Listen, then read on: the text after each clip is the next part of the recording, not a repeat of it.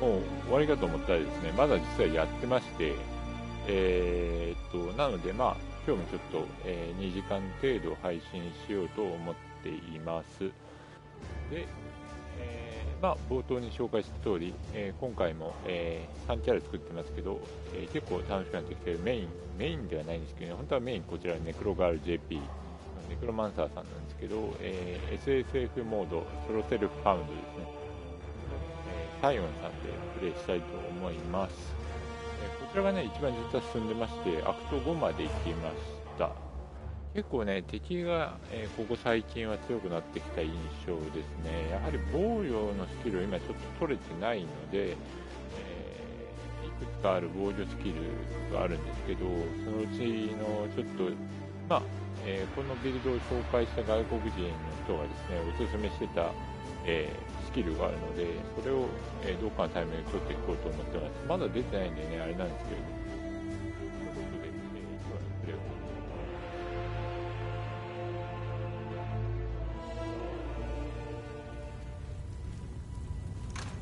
でですね、昨日頑張ってですね、ペーパルですね、ペーパルのアカウントを作りまして、課金を一部しました。で、まあ、課金したことでプレミアムタブとかですね、まあ、いくつかいろいろ買ってですね、必要な、まあ、投稿関係ですね、を中心にして買いました。で、まあ、カレンシーって言って、いわゆるこのお金になるものっていうのがここの欄にあって、で、その他ですね、その他のところで言うと、まあ、例えばカードとかですね、これ見えますかね、アップできるのかな、ちょっとアップできるかあれなんですけどね、まあ、こういったカードがね、1枚ずつ収納したときに、なんてカードですよって見えるタブ、カードタブって言うんですけどね、あとは、これは自分で作ったジュエル、まあ、こういう、ジュエルソケットってところに入れるものがあるので、これとか、これ実際違うんですけど、まあ、仲間として、カテゴライズしてます。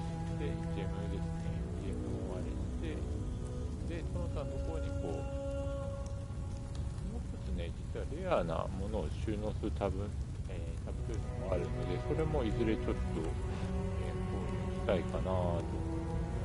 あとこれマップって言われるものですね。これはエンドコンテンツのものでして、こちらを使うときにこれが役に立つと。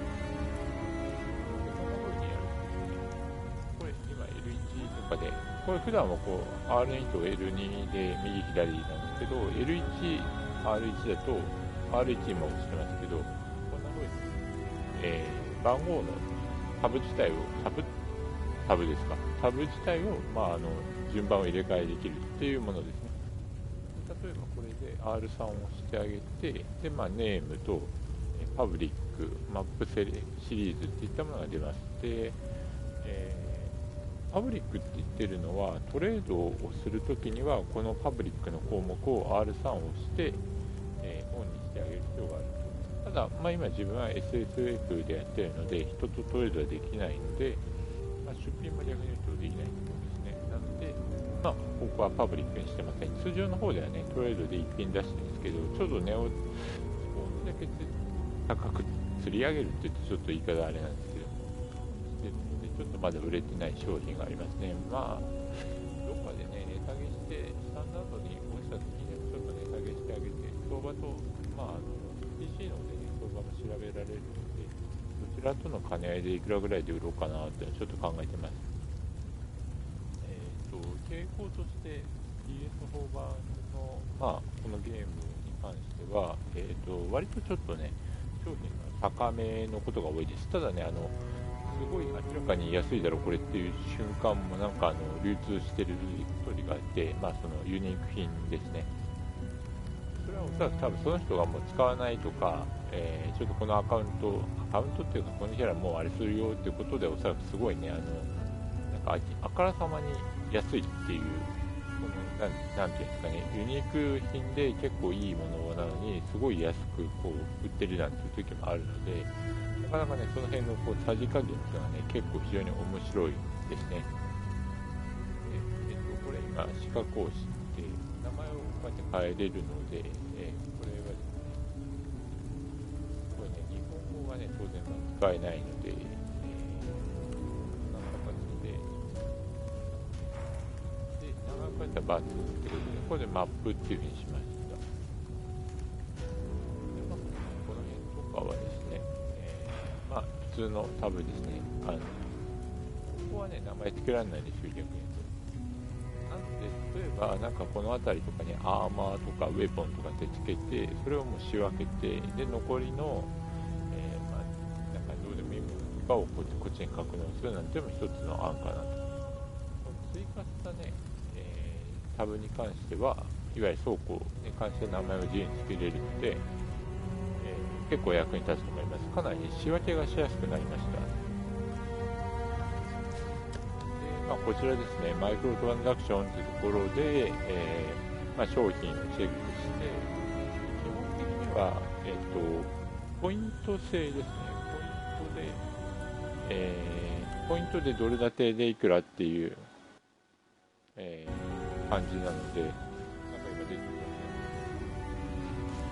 商品があれしてませんみたいに言ったんですけど、まあ、そのマイクロトランザクションでやってあげる必要があるので、あとですね、これ北米のアカウントなのでちょっと注意してほしいのが、課金してやろうとしたときに日本のクレジットカードは使えません。ですので、そちらの方は、どうするかというと、例えば北米の Amazon とか、その他ゲームサイトとかで、買う感じですね。私が昨日買ったのがですね、あれどこだちょっと名前を忘れたんですけども、1個そういう国内から買える、まあ、北米のアカウントというか PSN のカードを買えるところがございまして、そちらで、アカウントを作ってですぐ買いました。で、幸いなことにですね、コード PSN のコードで売ってるんですね。なのでコード買って、でそちらの方でコードを購入した後に、こっちのストアのところにチャージしてあげて、まあ、無事買えるといった仕組みになってます。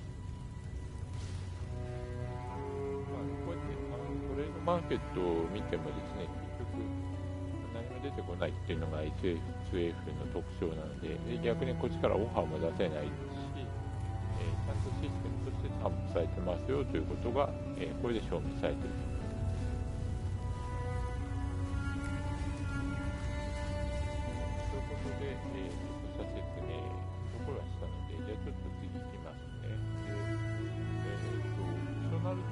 まあ、選択するしないの自由な青のクエストですけど、次がですね、真ん中のところですね、The Key to Freedom、自由への鍵でしょうかね、訳すと Travel to the Control Blocks、Here Justica Justicaって何ですかね、Justify で、正義とかそういう意味ですけども、違うか、ジャスティスか。なんですかね、でもジャスティスのあれって言ってますね。だからなんか正義のなんとかってことですね。正義のなんとか殺せって言ってですね。Travel to the Control Blocks。これはまあ簡単で、よくね、あと注意なのは、トラベルって言ってもですね、英語だと通じないですね。トラベルって感じで、まあ、なんかどっちかというと日本語でいうところのトラブルっていうに近いような感じになりますね。ちょっとね、V の発音とか難しいんで、まああれなんですけど、まあそれはちょっといいや、割愛します。まあこのコントロールブロックスってところを旅して、この、さっき言った正義のなんとかっていうのを殺せって言ってですね。ここはそうですね。The Control Blocks。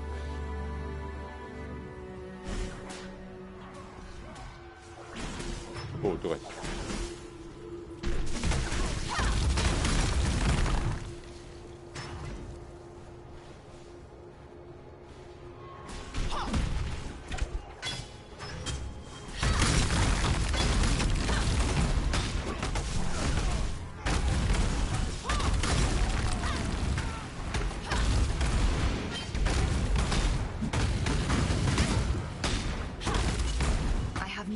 to give.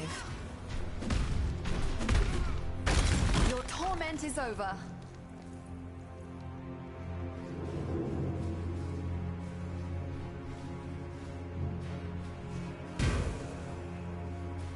Your torment is over. あなたの苦難は終わったってことですね。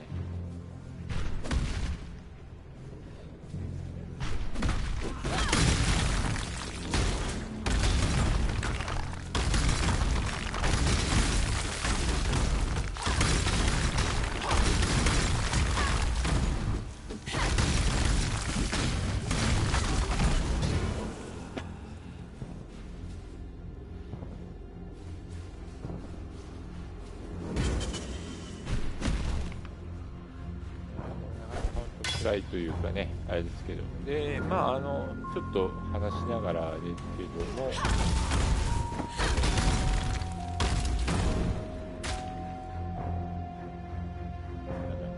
何を言いたかったかっていうと、来週からね、いよいよその新リーグっていうのは始まります。9月9日ですけども、でそちらの方に関しては、定期的に配信も、やっていこうと思ってます。で、今考えているのはですね、9月の、13日ですかね、金曜日、この日をですね、ちょっとお休みをしようと思ってまして、仕事を。そこで、超拡大スペシャルみたいな感じでですね、午前中と午後の部に分けて、徹底的にパスオブエグザイルの配信をしていくといったことを今ちょっと考えてたりします。でそうすることで、昼間の時間帯ですし、ちょっとね、お仕事とかしてる方にはあれなんですけども、仕事の休憩時間にちょっと、もしよければ見ていただけるかなというのもありますし、あとまた、新しいそのビルドで、やろうと思っていますので、こちらの方で、ちょっと頑張ってですね、こういうデッキですよ、みたいなことを紹介して、で、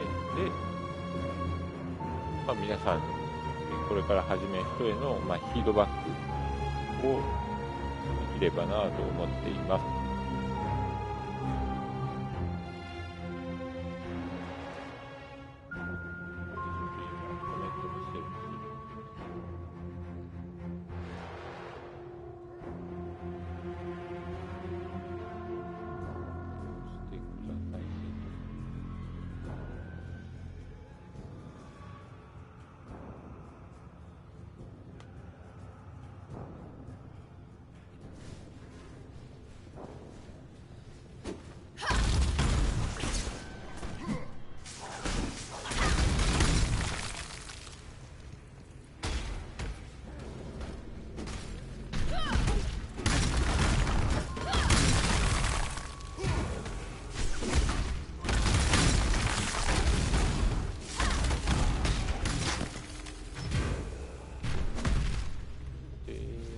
基本的にですね、今いわゆる命令系と言われる、近接型のビルドでやってますけど、やっぱりね、遠距離の方が有利ですね。自分はネクロマンスターも、そのいわゆるメインでまた最初作ってて、そちらは通常モードというか、普通のリーグでやってますけども、やっぱりね、敵の影取られないっていうのはでかいですね、すごくね。そのいわゆる者であるゾンビが前に出て戦ってくれるというのは非常に大きなあれかなと。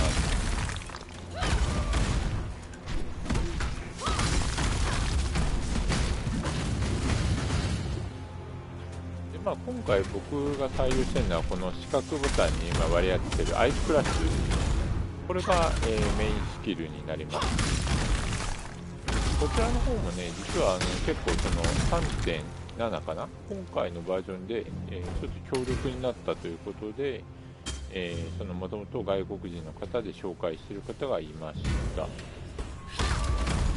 その方の、ビルドをですね、ちょっとすごい見てて結構楽しそうだなということで、このスキルも派手ですし、なかなか見応えあったので、ちょっと自分もぜひ、じゃあちょっとトライしてみようと。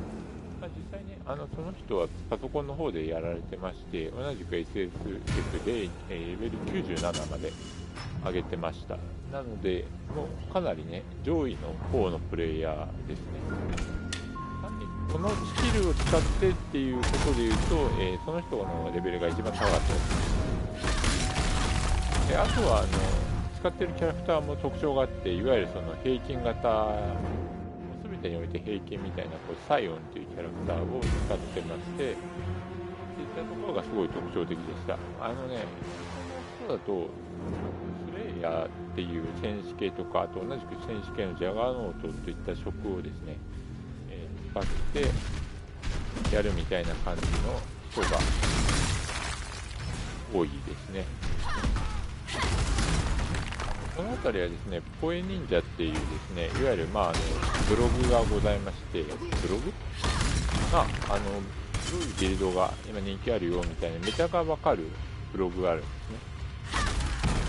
ブログっていうのかな、集計サイトって言ったのが正しいか。こちらの集計サイトで、ある程度傾向がつかめちゃうので、それを見てやるっていう人もちょいちょいいたりするようです。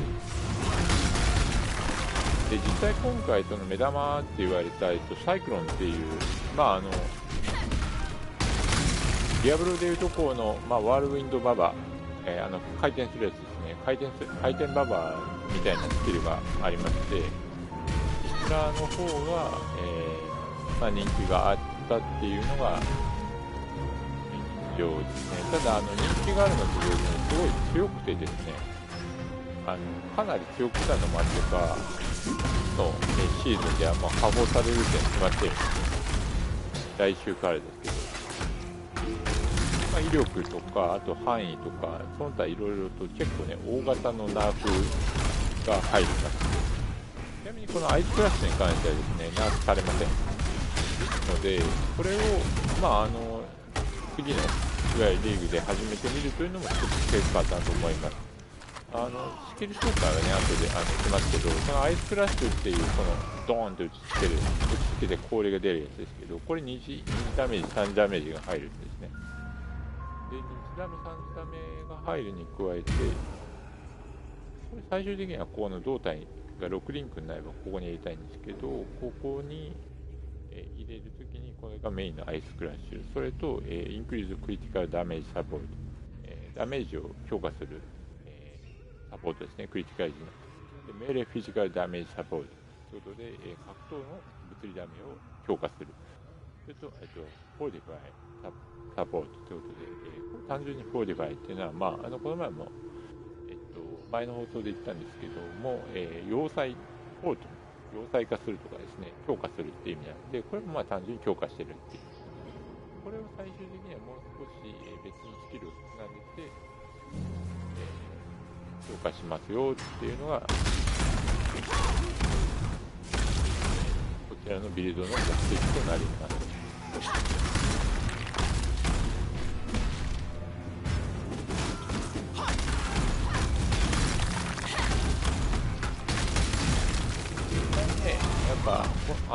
このスキルは結構強いと思います。かなりその外人さんも使いやすいぞってことで紹介してたんですけど、本当にね、使いやすいスキルだなって感じです。やっててもね、やっぱりね、やりやすいんですよね、すごく。やりやすいスキルっていうのはやっぱりね、戦いやすいってことになるし、強敵との戦いでやっぱ役に立ってくれるんですよね、実際に。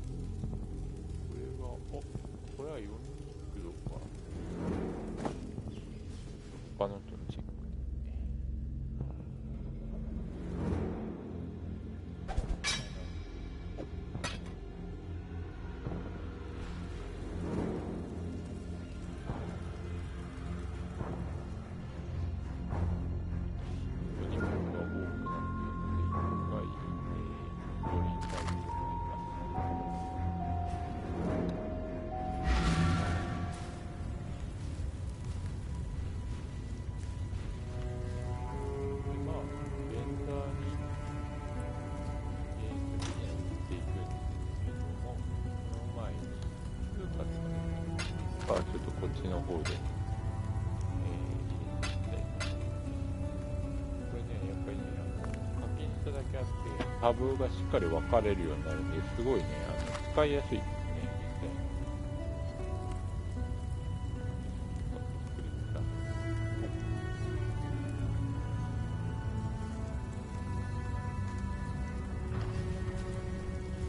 Freedom comes to those who fight.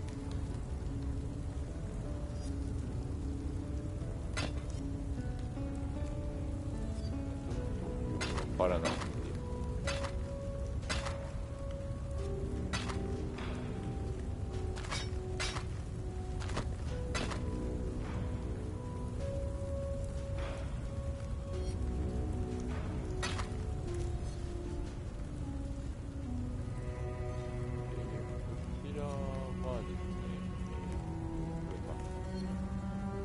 代わりになるかなと思って比較してますね。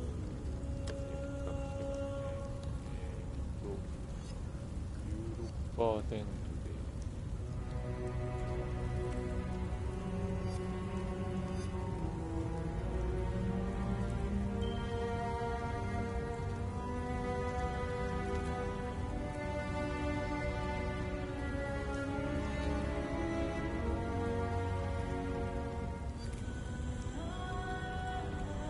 はい、4% 分のオールレージが消えちゃいますからね、ちょっと下がるんですけど、ただ、下がった分だけここに、結果的にはですね、これ後でクラフトでちょっと強化しますけど、ライトニングの属性を上げればいいかなと。そうすると、75% を超えて、最大 75% までの、カットができるので、まあ、火属性が 75% で、氷は 70% で、雷も 75% カットできればかなり、戦いやすくなる感じですね。前回の放送でちらっと話したんですけども、いわゆるその全能性って言われるようなそのディアブロ3みたいなパラメータではなくて、あくまでもこの装備品で、上げていくと。装備品のいわゆるその組み合わせで、強くしていくというのが、こちらのスタイルになっています。なので、ね、そういう意味で言うといろいろ考える余地がある感じなんですよね。今でこうちょっとこうやって残しているのは、後々、クラフトでちょっとあれしていきたいなと思っているものを、残していたりしています。でもね、4リンクとかのものですね。銅はね、ユニーク品使ってるので、なかなかどうしようかなって感じなんですよね。これ自体ね、そこまですごい能力っていうわけではなくて、使ってるのが 6%、8%、10% のそれぞれの抵抗値、いわゆるそのさっき言ったレジスタンスとかですね、ついてるので、結構役に立つかなと。で、あとはコールドダメージとかファイヤーダメージっていうのもそれぞれついてるので、有効ですね。ターザンレバンズ。なんかね、リボンっていうとね、FF からあれしたのかしらっていう感じですけど、みんな大好き状態以上のリボンですね。で、実際こちらのちょっとごめんなさいね、間違えた。パスオブエグザイルの、いわゆるパッシブというのは FF10 が、かなり大きな影響を与えた、つまりやっぱり参考にしたっていうことですし、あとはそのジェムの入れ替えですね。それはね、FF7 のマテリアシステムですね。この2つをですね、かなりこのゲーム実は結構そこのところは色濃く影響を受けてまして、それにさらに白スラ化したみたいなところがございます。なのでね、本当はね、スクリーンなんかもね、これを超えるようなね、白スラゲーム作ってくれると僕としては非常に嬉しいんですけど、ちょっと厳しいかなっていうのが正直ですね。定期的なメンテナンスとかもいるんで、こういった課金のシステムを導入してやる必要があるのと、あとは日本で白スラって面白いゲーム、基本的に少ないっていうか、ほぼほぼない感じなんですよね。なので、そこがすごい残念ではあるんですよね、個人的に。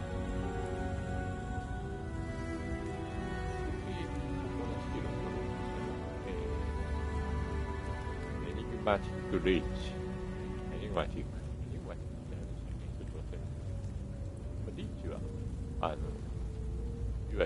ジャブとかのリーチっていうこの手の長さみたいなそんな意味合いのあれですけど、これでまたアタックスピード上昇とエリアエフェクトが増えるっていうのと、そうですね、あとダメージですかねっていうのも増えるので、ちょっと便利かな。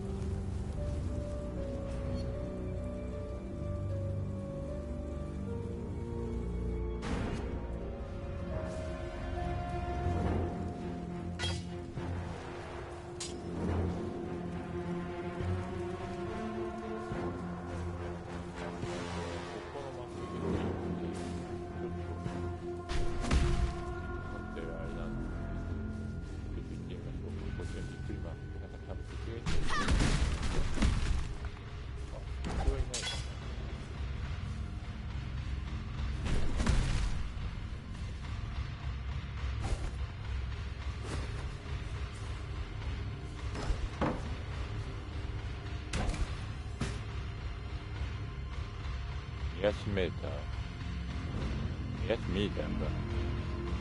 ミーターはまさにメーターのことですよね。目安なのか、マイアスなのか、ちょっとあれですけど。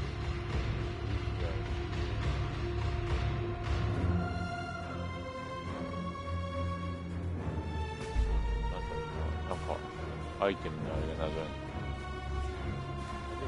リターンって言ったんで、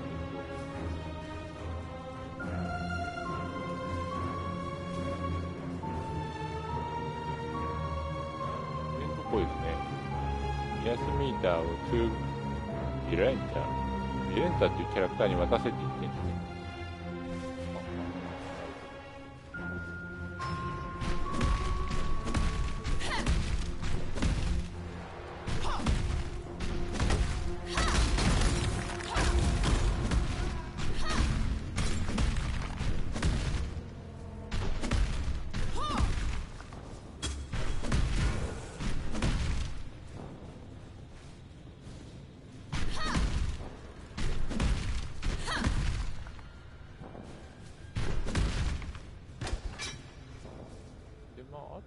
スキル構成ちょっと一部紹介なんですけど、こちらブラッド&サンドっていう、キャスはバフってことで、バフをキャストしてますよ、つまり唱えてます、詠唱してますよと。でそれによってそれに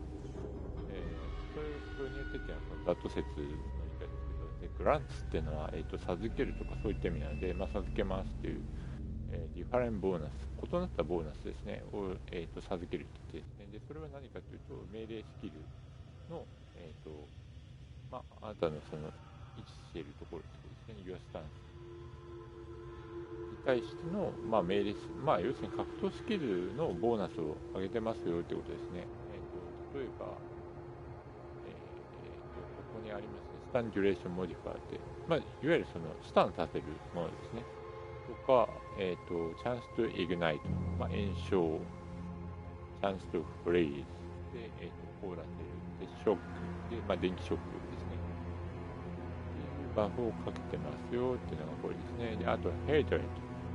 ヘイトってのはね、嫌うとかそういう憎しみとかそんな意味ですけど、オーラを、詠唱してて、その間にそのコールドダメージを、増やすと。ベースオンフィジカルダメージ。ベースオンで言ってるのはフィジカルダメージを基礎としてってことですね。これは炎症とか、フリーズ効果を持っているといった形ですね。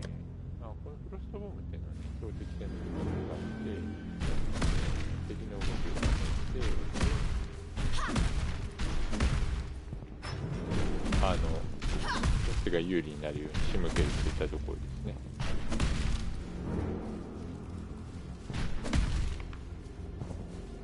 英語とね、日本語をうまく理解るとは本当に難しくて、勉強するのになんだろう。ただね、だいぶね、やっぱりね、英語のゲームやるといいのは、やっぱね、英語を覚えるんですよね。これですね。これですね。これを買うとね。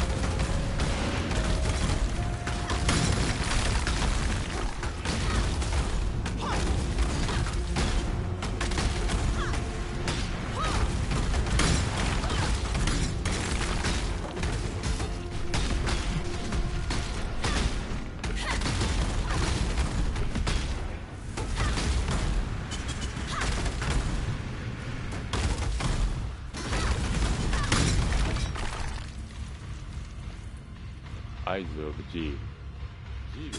のね、このテンプラーコードってとこに戻れていて、まあこれを多分だからさっき言ったガーディアンを倒せみたいなヒルってありますけど、おそらく投擲だと思います。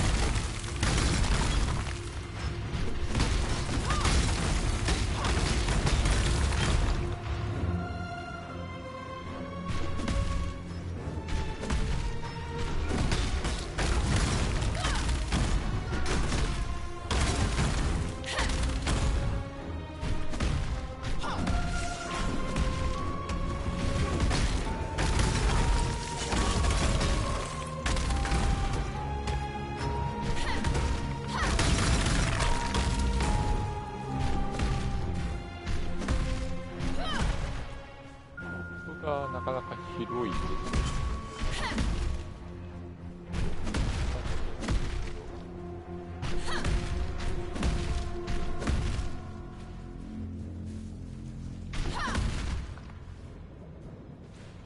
下から行ってここの右側のこの辺りのドーンが生まれる感じ。出口のマークがある。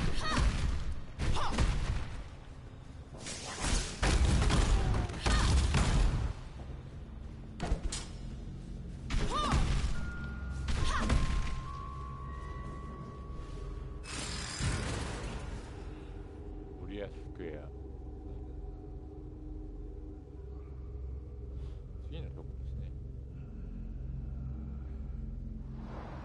あ、ウェイポイントありましたね。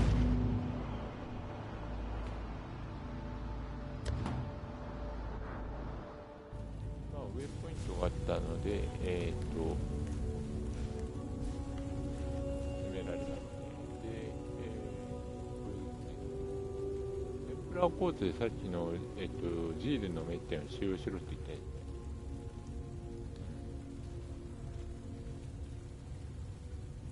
The Eyes of Zeal to Access で、まず、ジールの面を使えと。で、それでアクセスしろって言ってですね、テンプラーコーツ。テンプラーってジーンですけどね、ジーンの何かにアクセスしろって言ってですね、で、Find Phi Templar、探せと、行為のテンプラー、聖騎士みたいなものですよね。で、アバリス。行為のテンプラー、アバリスって人じゃないですか。アバレウスかな。アバレウスっていうのと、そうですね。やっぱりここは名前ですね。で、その後にケレインってあるんで、彼を殺せって言って、なかなかすごい。はい。Talk to Rani on your, for your reality。さっきのキーを取ったんで、それをあれする。ラーニって言ってるのはこの人です。I simply can't express how wondrous it is to see you. What? No, not you, Exile. The miasmeter. The hope of humanity lies in this beautiful device and the precious knowledge it shall divulge. Far more useful than an accidental hulk of meat and instinct like yourself. In fact, I wouldn't be surprised to discover that your slaying of the beast correlates directly to the strife we must currently suffer. At least you've proved useful enough to return the miasmeter to me. That deserves some small reward, I suppose. Some small reward, I suppose. In contrast to the company she keeps, Lani has quite an astute mind. I put it down to that Oriathan education she's managed somehow to procure. Whilst quelling whatever resistance you might meet in this noble coup of yours, you'd be well advised to look to Lani for counsel. She'd make the finest of advisors, second only to myself, of course. I can't really fault Justica Casticus, a man committed heart and soul to upholding the law. Of course, law isn't the same thing as justice, and men like Casticus lack the imagination necessary to make that distinction. Avarius, innocence. I'm not sure there's a great deal of difference. Around the time I heard the beast's mortal scream, the newly appointed High Templar Avarius went through something of a revelation. The manner まあ in which そ he のなんだろう speaks 異 and な acts る now 扱い would があるかどうか indicate って that い he うことを believes without doubt that 異 he なる is 扱い some っていうのが存 earthly 在しているかどう embodiment か of が God. はっきりしないといけない That's faith for you. I'm not sure It'll reduce よく grown 使われ men to る the あれです madness け of ど、まあ、 infancy. なんとかはっきりしてませんよね。I'm sure って言った時には、私はまあその確信しているということで、その I'm sure の中身、I'm sure ですけど、それの、以下が続くって感じですね。I gave piety everything. I Devoted I my did life to her everything. work. Devoted my life What did to that her work. thankless bitch do for me in return? 私はパイティに全てを Left me 捧げ here た to と。 polish デボ her イテッ beakers ド捧げ while るとい she うですね、 pursued 私の glory 人 and 生と、まあ、 Raycars. 彼女の、仕事ですね。Oh, まあ、パイティっていうのは、 You 最初 killed her, did you? はね、敵で出てきちゃってるんですけど、どうもなんか操 likely られ as てたっ not てい you'd う、 have そ killed う me いう too 感 had じ。 I been there. In that case, perhaps we both got exactly what we deserved. Piety and I have devoted ourselves to the betterment of the human condition. As for our methods, Piety had a saying that summed it up nicely. Would you consider the feelings of the stones when constructing a glorious cathedral in the name of God? Casticus supplied us with 最 slaves, 初のとこ分かりましたよ。Would you consider って、まあ考えてみてって言って、その、 In fact, の感情 I believe their participation in my experiments が続く感じ elevated them from squalor to splendor. Our subjects were able to give their otherwise meaningless lives to something greater than themselves. Isn't that what we all want in the end? 私たちは終わりを欲してないよねっていうのが最後ですね。Thank you. By killing Casticus, you've given us a fighting chance. And about his eyes, I'm sorry you had to do that. あ Yet りがとう although って、 Tula's まあ、カ solution スティケー might スを seem 殺したこと brutal, で私たちに I've 与えて seen くれたと、 Kadui まあ、 men 戦う機 blinded 会を with a hot poker, simply for looking a fraction too long at an Oriathan lady. Yes, this is war. And just a little revenge, too. Take something. A token of our thanks. そうですね。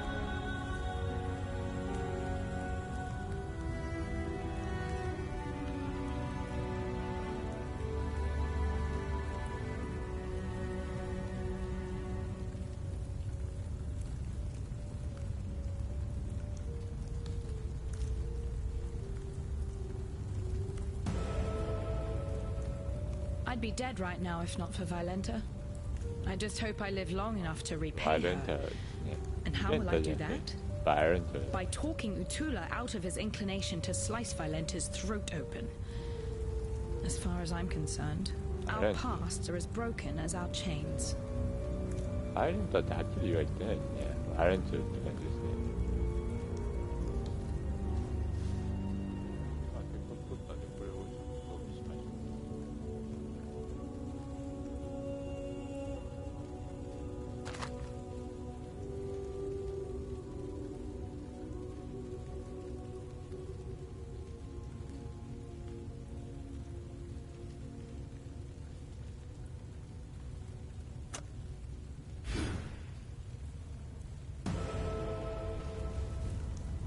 Uh-huh. Greetings.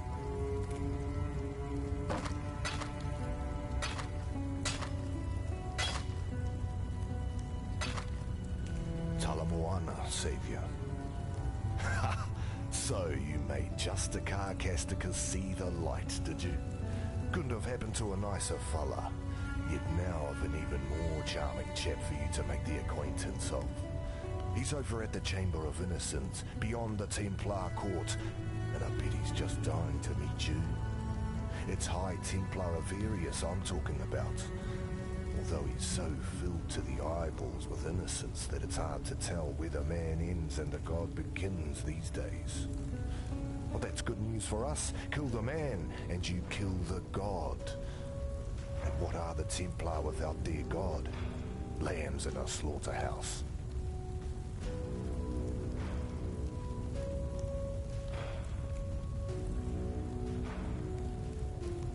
Yes?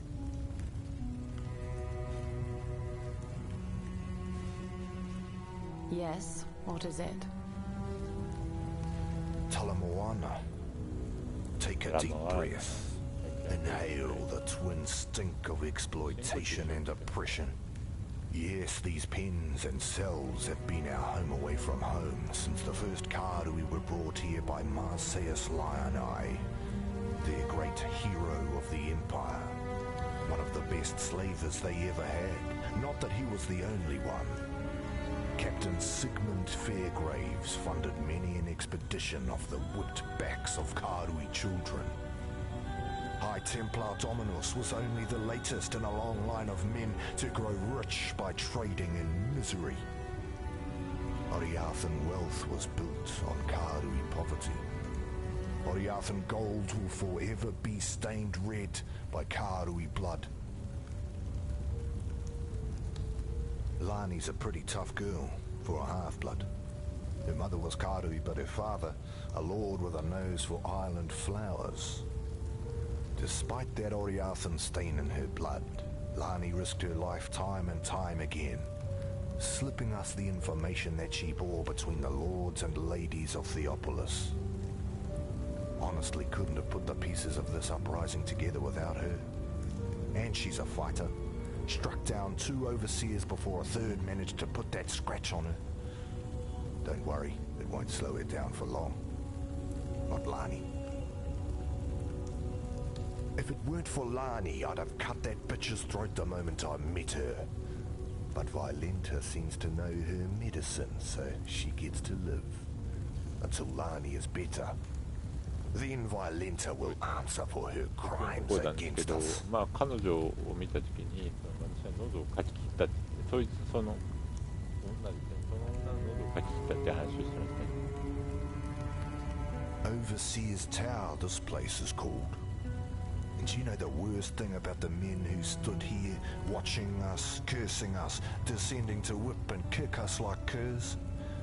They were slaves, like us. 呪う我々を我々が呪われていると、我々って言ったら彼ら、うちらのことですけど、 pleasure it was to take this tower, to rip the greedy eyes from those traitors. Did they see it come? I hope so. Well, I know his other names. The Black Spirit, the Cannibal King, the Ravenous One. He was all of those things before Tsukuhama slashed out his eyes, before Valakor drowned him in the sea, before Hinekora whipped him and condemned him to immortal darkness. Kitava has learned from the suffering inflicted upon him. Learned what cruelty is from his own flesh and blood. Learned what it means to be a slave. Now he yearns for freedom. Not merely for himself, for all of us who have suffered under whip and shackle. Kitava is the tormented one, destined to rise up from the darkness and banish cruelty from this world. And we, his children, 断罪ビルドなんかね、好きな人はね、このカンデムっていうのを聞いたことあると思うんですけど、まあそういう意味がありますね。Old red eyes. Old He's been quiet for a long time. Old Just red like eyes. Kitava and Tsukuhama. All of the old gods. トゥコハマ。なんかね、トゥコハマっていうのはなんか何のこと人名みたいなんですけどね。トゥコハマが横浜に聞こえるっていうか、はい、聞こえはしないんですけど、横浜かっていう最初のみたいな。あ、そういうにってキャラクター名ですね。タスニさんみたいに思うんですけど、タスニーって感じで。英語割と母音子音母音で、あ、ごめんなさい。子音母音子音で終わるケーキが多いので、なんだろう、珍しいですね。そういうタスニーとか、あと、ナーミーとかですね、津波のことですけどね、英語で言うとそうなりますね。ナーミーって感じで、こうちょっと合ってるっていうのはちょっと違いますけど、発音がちょっとね、やっぱり違うので、Out front, you've got the Templar courts. Usually the last place our Hatungos see if they're stupid enough to preach their craft within a Templar's hearing.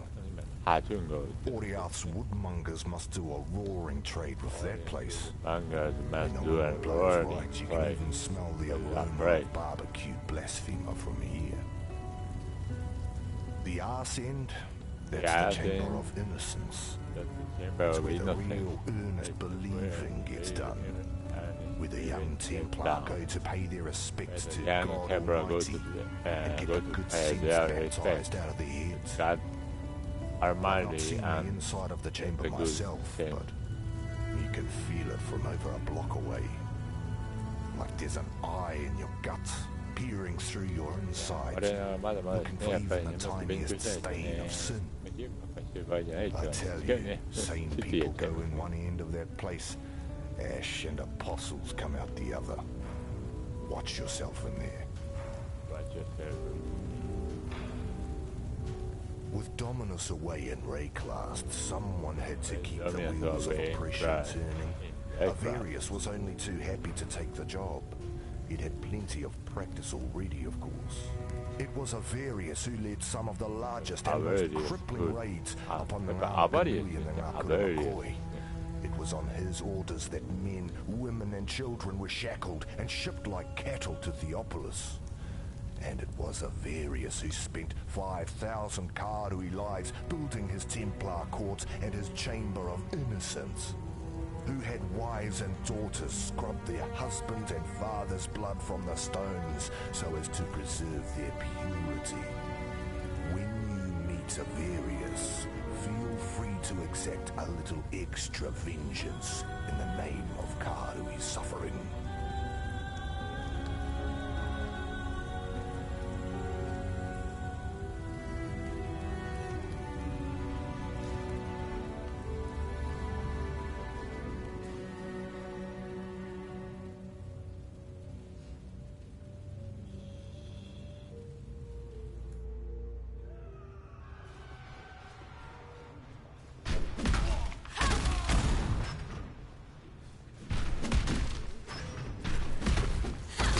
ちょっと探検できなかったこの辺りのゾーンとかをちょっと探ろうとしてます。基本的にはマップっていうのは、前回出た時のマップを踏襲する形、基本的にはなってます。ただマップもね、自動生成になってまして、このゲームですので、やるとね、毎回違うということは結構よくありがちな話ではあります。ちょっと変わってるかな。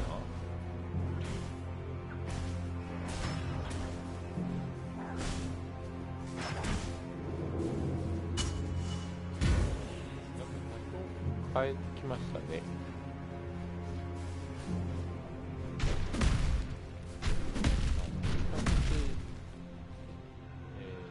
あれなものはないので、ちょっとさっきの、いわゆるウェイポイント。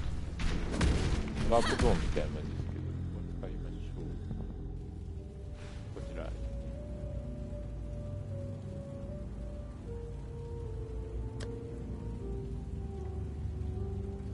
こちら。オリアスクエア。あ、オリアスガール。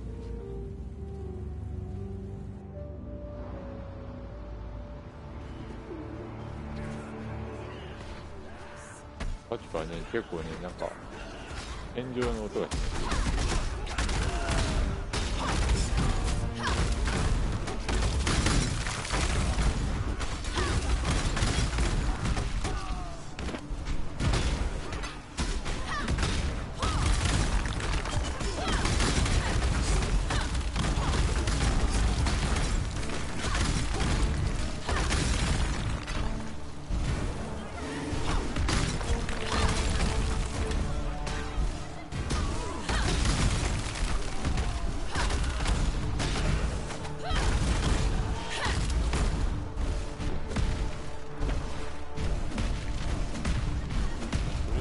最初左側行きましたけど、左が正解だったら本当に分かんないんで、右側の確認。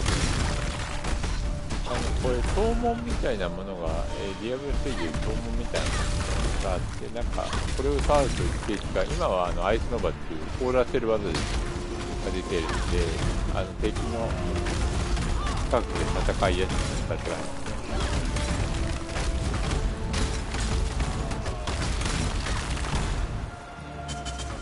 の場合はね、敵の近接攻撃に耐えれるかどうかっていう問題があるのがいいんですけど、こういうデバフというかバフがかかってくると非常にありがたいですね。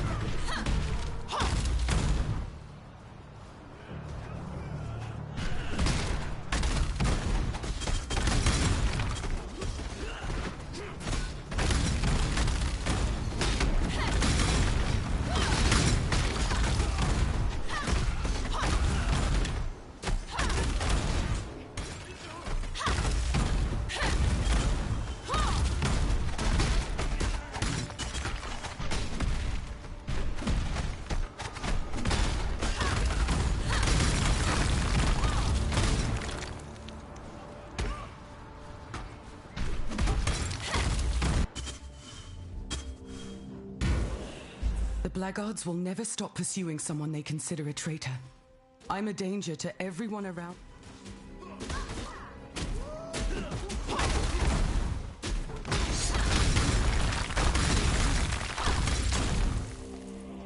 Hello. The blackguards will never stop pursuing someone they consider a traitor. I'm a danger to everyone around me and not long for this world if I can't find a place to hide. This seems like a good area to build a hideout, but it's filled with monsters. Can you clear it of everything dangerous? ここがそのハイドアウト、隠れ家って意味ですね。隠れ家に良さそうって話を今彼女はしてまして、その前にただここにモンスターがいっぱいいるので、全部倒してってことですね。クリアリングでってことを依頼されました。ここのね、音楽かっこいいですよね。聞こえてますかね。なんていうかちょっとクラシカルなね雰囲気もあって。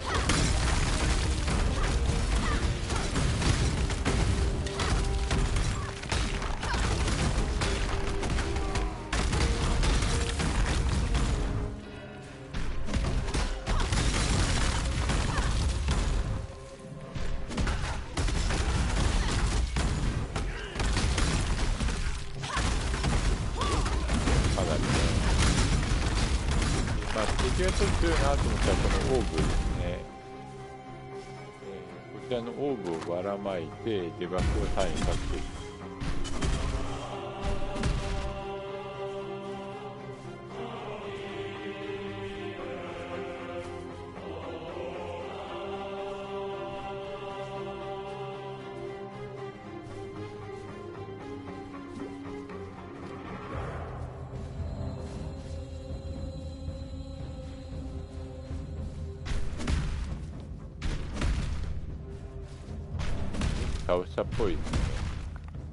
Curious. With the death of the last monster here, the very air itself feels different. I wouldn't use the word purified, but you've definitely negated the pile over this place. I'll stay here for now and make sure nothing dangerous re-emerges.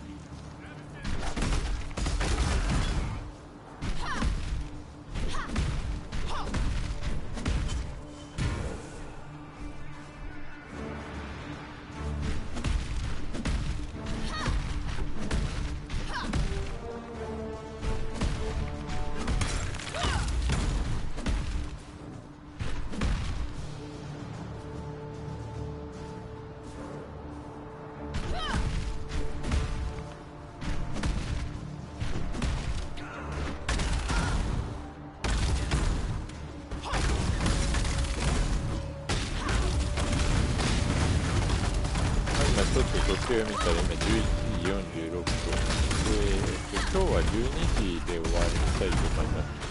理由は単純でして、昨日とかも結構これパスオブエグザイルやってて、なんだかんだ遅くなっちゃいまして、すごい今眠いです。だいぶ口数が減りつつある感じですね。なので、ちょっと今日はね、もうおとなしく寝ようと思います。ゲームね、めちゃくちゃ面白いのにね、あれなんですよね、寝不足になるっていう恐ろしいゲームです。ディアブル3とね、昔シーズン12ですけど、相当ガチでやってまして、レベルというか、ランキングですけど、世界ランキング14位。そこまで、私の、クルセイでは、達成することができました。グローバルランキングですね、それぞれシーズン通してベータレックスどこまでクリアしたみたいなのが見れる。その順位でしたね。トップ10がね、取れなかった理由は非常に簡単でして、ディアブル3っていうゲームは本当にね、別の時も話してるんですけど、マルチがすごい有利なゲームなんですね。4人でやった時に経験値は4倍になります。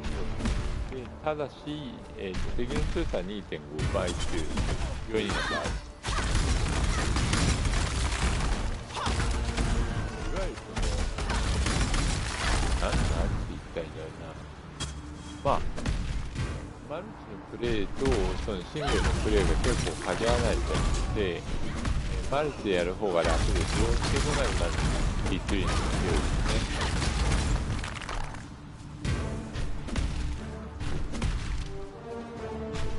だから単純にシーズン始まって、いわゆるもう今ディアブル3もねシーズン始まってますけど、始まったシーズンですぐに、一緒にやるお友達とかがいれば、その人たちをどんどん上げます。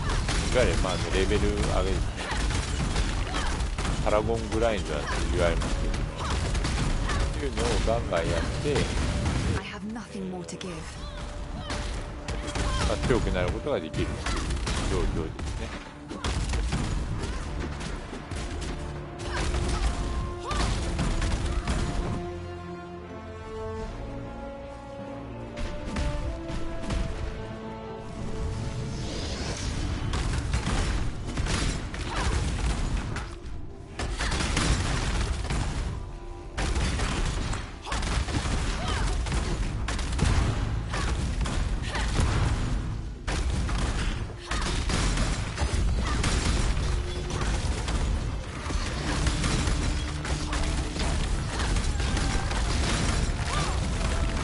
今回出ましたね。ちょっと見てしまいますね。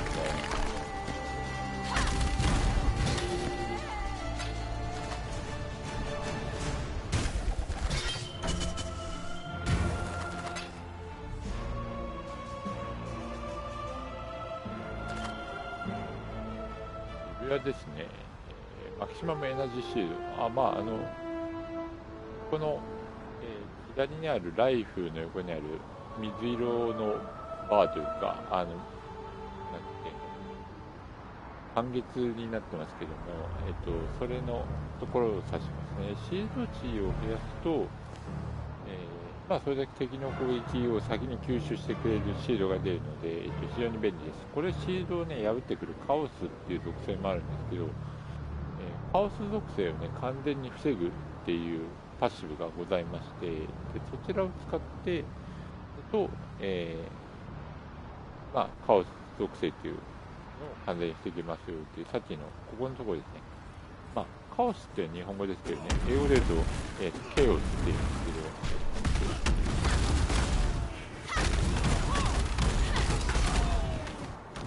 暴走してるとこうやって、ね、敵が出てくるからね、なかなか怖いんですね。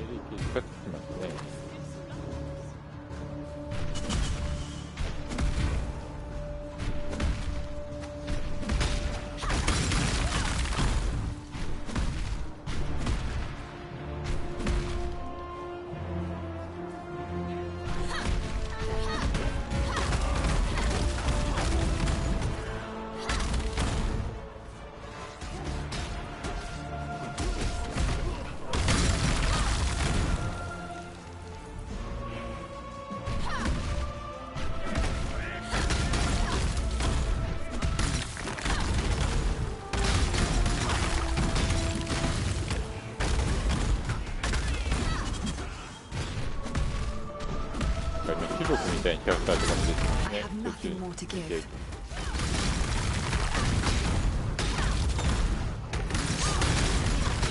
And kindly stay dead.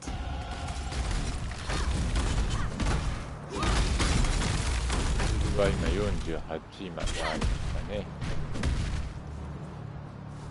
今回ね、また SSF でやってる最後に選んだのは、いわゆるその、なんだろう、そのレースで、まあ、相続校の順位に今なってるので、そちら頑張ってると。今、そこそこって言ってもですね、まあ、4800人ちょっと弱っていうのが参加してて、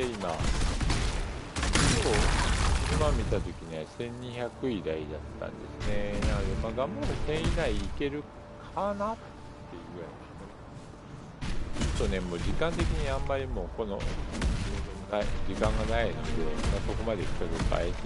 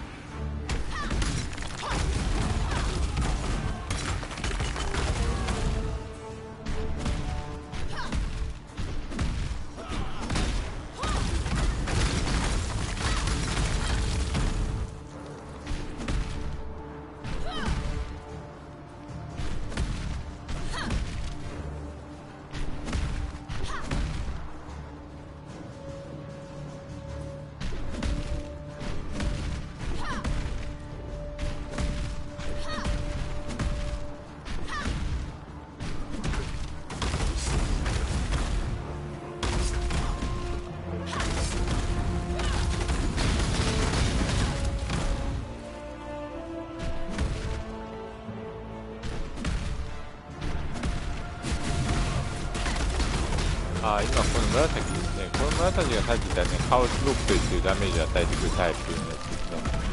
これはシールドを貫通する特性があるので、シールドがいくらあっても意味はないっていう。ただし、一個だけ例外的な事象としては、パッシブスキルですね。なんだっけな、ケイオス、なんとかっていう、まあ、スキルがあって、そちらをスキルというかパッシブですね、があって、それを取ると、まあ、これを防げると。ただし、ライフは、1になりますよっていう、結構ね、諸刃の刃的なものがあるんですけど、ビルドによっては全然それもありで、実際にそれでリアルじゃない、レベル100まで上げてらっしゃる方もいるので、勉強にはなると思います。僕自身はね、まだちゃんとは見てないんであれなんですけど、どういった形でビルドしてるのかなっていうのは非常に興味深いです。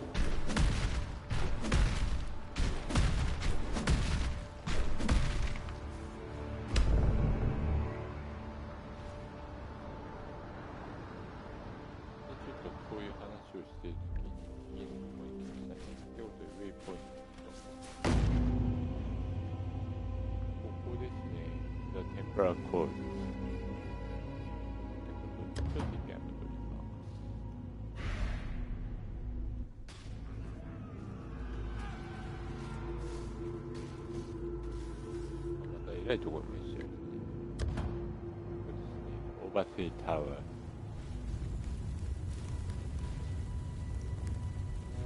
Yes.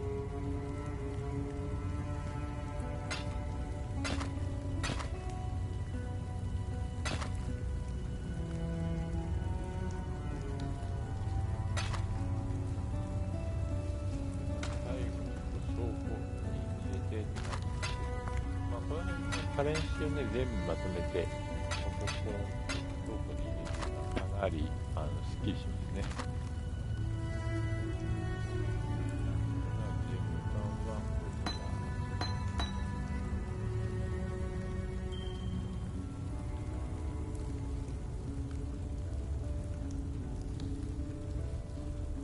っぱりね、課金多少した方がいいかなと思います。ちなみに言うと、このゲームちょっと始めてみたいな。ここに1のタブだけあるので、まあ、最初は1キャラだけであれば、全然課金でもいいと思うんですよね。1キャラだけやって、でシーズンっていうかリーグの、ちょっといろいろリーグ完成して1キャラだけ頑張って育ててみようと。でまたリーグから、いわゆる通常モードに行った時に、データを消すことも可能ですし、でまた新リーグをちょっと新鮮な気分でやる、そういう遊び方も実際できますね。で、パスオブエグザイルについてもう一つはというと、このゲームって10年計画でいろいろやっていくっていうのがもうある程度マイルストーンが決まってるみたいで、2013年こちらが出てきたのが、なので、まだまだね、半分のところ、半分ちょっと過ぎたぐらいですから、非常にこれから先もね、楽しめるソフトだとは思っています。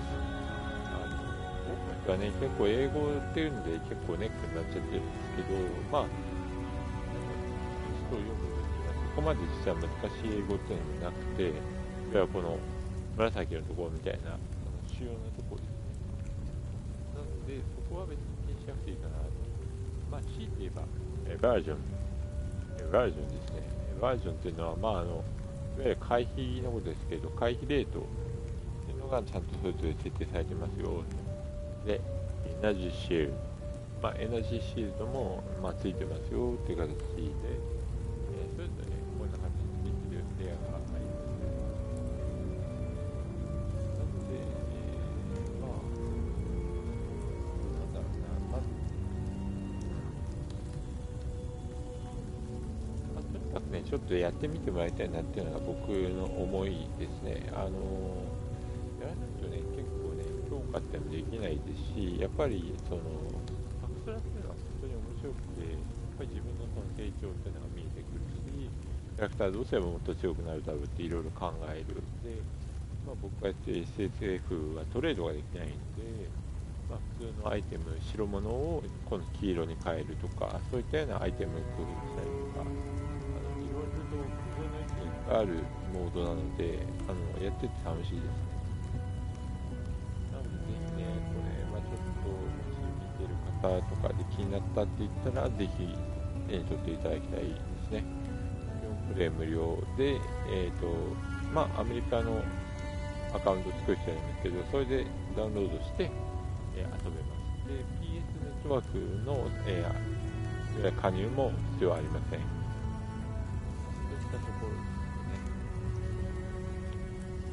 ね。もうね、おそらく明日とかにはもうおそらくでいいんだよな。このいわゆるリージョンリーグも終わってしまうので、明日の10時とかですね、16時かな、向こうで。その時にこっちが正午になって、いわゆる時差で、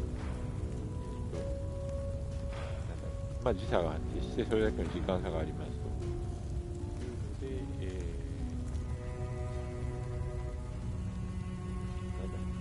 なんで今時差の話をしてたかごめんなさい、ちょっと忘れちゃいましたね。